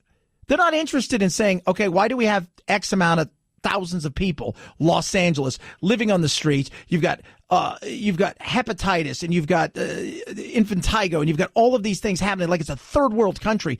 What is it? Why aren't we addressing it? Because what we'll do is we'll placate them.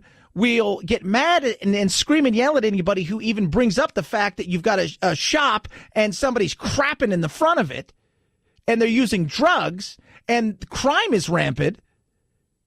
And if you say anything, you're an awful, horrible human being. But we never address the issue of how do we get these people from point A to point B, meaning how do we either A, clean them up and try to help them come back into society, which a lot of them are never going to be able to come back into society in a real meaningful way. They've got so many problems. Some of them are struggling, and with a hand up, they're going to get a chance to do something. But a lot of them, drugs, mental illness because drugs. But are you willing to destroy a lot of all of this stuff for your good measure ideas? What will happen under the measures involved with 300 is any park, any public space, any riverbank as a legal residence will allow anyone to use these parks and priceless amenities as bathrooms. It does not provide any kind of bathrooming or showering in these public parks, no trash cans. That's just gross. So I think the thing is here, do we go and start a poop map for Denver and be the first ones to do it? Because San Francisco has one. And the problem with the poop map, what they should do with the poop map is they should make it so these are literally the hotbed areas of poop. So you're going to want to avoid these areas. It's not like, it's like ways for poop is what it should be. But once again, never dealing with the actual issue itself, which is how do we move these people? We're just going to placate them and make them sleeping on the streets not a crime, and then start to say, also, crapping here is not a crime, doing a lot of the things that you shouldn't be doing. We're going to decriminalize all of that and screw everybody else. In terms of compassion for the homelessness in Denver, it provides no housing, no food, no clothing. It provides no mental care. It provides no physical health care. It provides no education, no employment, no independence. It does nothing to take dependency and addiction and turn it, as we all want, into independency and into sobriety. Yeah, no, it doesn't. It gives them the right to survive. And the thing is, what they do is they don't survive, they thrive in that situation, and it gets ugly fast. Anybody who's ever been in that situation, anybody who's ever been in any of these big cities that have allowed these things to go on, you know exactly what happens, and it happens fast. 323-538-2423 at Chad Benson Show is your Twitter. You could tweet at us. Do love hearing from each and every one of you. This right here is why you should not crack your neck. I don't know if you heard this story. Josh Hader popped his neck and immediately knew something was wrong. The moment I heard the pop, Everything on my left side started to go numb. I got up and I tried to go get an ice pack from the fridge, and I remember I couldn't walk straight. It turned out the 28-year-old father of two had suffered a stroke, one that Dr. Vance McCollum said could have been far worse. He could have had a life-ending stroke. Dr. McCollum said Josh tore an artery in his neck that leads to his brain and decided it would be best treated with medicine and physical therapy. Josh is still feeling the effects, including a week and a half of hiccups. Oh, I try not to. My knuckles are about it. But that's one of the reasons I don't go to the chiropractors. Just the twisting and and I know I'm going to get tagged. Oh, you should. It's just, wow. Ugh. He had a stroke because he cracked his neck. 323-538-2423. At Chad Benson Show is your Twitter. You can tweet at me. I'll let my neck be a little stiff. Like right now, I've got a pinched nerve that's going away, and I'll go get one of those massages, like pressure point massage. I got this little guy over here, and he goes all Mr. Miyagi on me, and it's great. But it's no. I've had a couple times where I've gone to chiropractors. I thought, no, I wasn't a big fan. Not that they caused me to have a stroke or anything, because I didn't. Nothing. But I'm just. But that, I'll pass. 323-538-2423 at Chad Benson Show is your Twitter. Don't pass on this. Barbecue time is here. Butcher Box has the ultimate barbecue bundle for you and $20 off your first box. The best meats, the best cuts, the best quality, no hormones, no additives, none of that weird antibiotics, none of that stuff in there. Grass-fed, grass-finished, free-range, free-roaming chickens, all this. It's just the best of the best. And with barbecue season, you know you want to start grilling. Do it right with Butcher Box. Best tasting meat around, less than $6 a meal. And right now, the ultimate barbecue bundle comes with 2 New York strip steaks, baby back ribs, 2 pounds of ground beef. All of this, plus $20 off your first box. What are you waiting for? Go now. Right now. You go now. ButcherBox.com/Chad. ButcherBox.com/Chad. ButcherBox.com/Chad. It's the Chad Benson Show.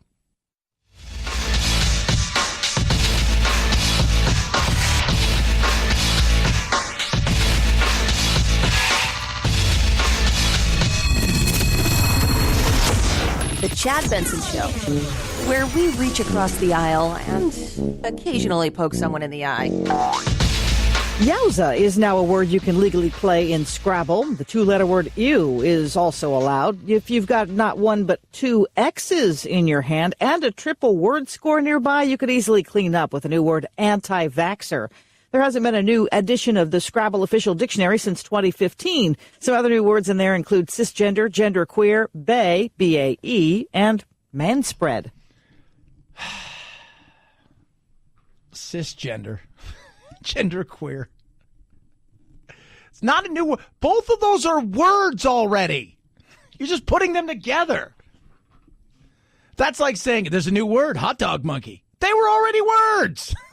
You just put them together. Man is a word. Spreading is a word. You put them together. But it's a difference. Now, oh, jeez. So stupid. It is completely stupid. 323-538-2423. At Chad Benson Show is your Twitter. You could tweet at me. This weekend, tomorrow, marks something that kind of you feel like it's getting summery time. And that means the mint juleps, the big hats, and we are off.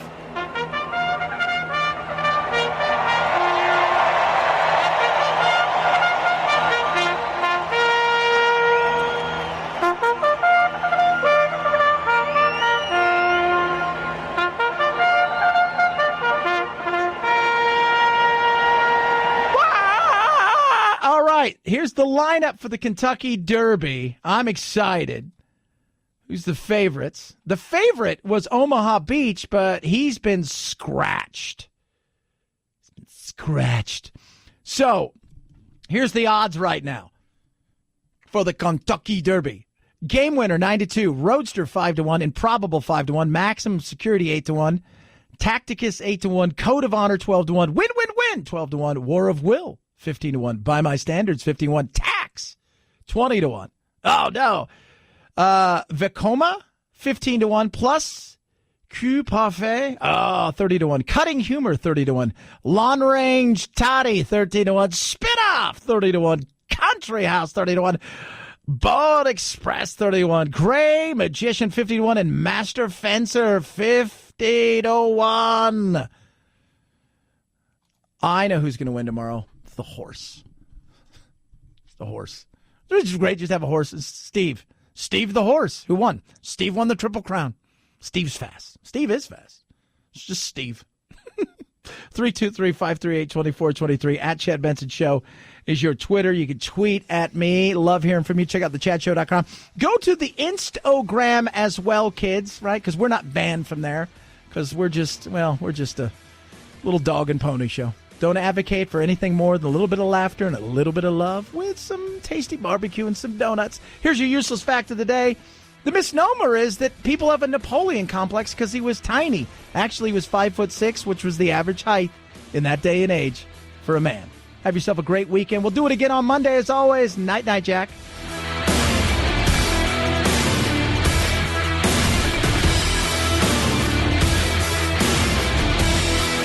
This is the Chad Benson Show.